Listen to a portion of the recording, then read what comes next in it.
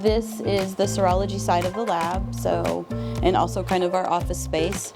This is where we have our evidence, we are itemizing it, look for biological stains, and take any cuttings, and then making decisions about what it is that we are going to perform DNA analysis on.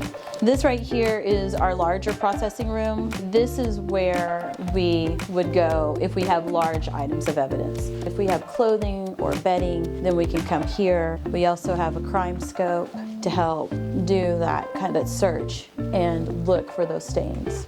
This is the extraction room. We take cuttings from blood swabs or stains that were collected from a crime scene, and we're going to do DNA analysis on them.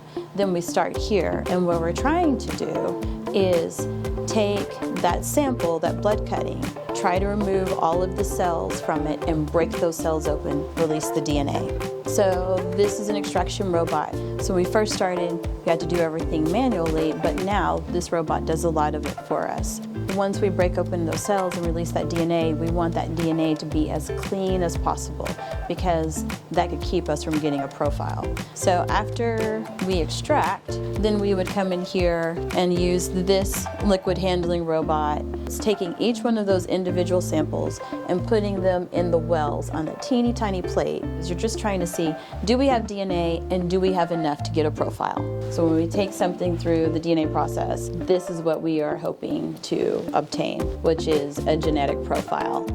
That is us, and that is DNA. All of us are committed to helping make our community safer. What I want people to know is they have a DNA lab that they can be proud of.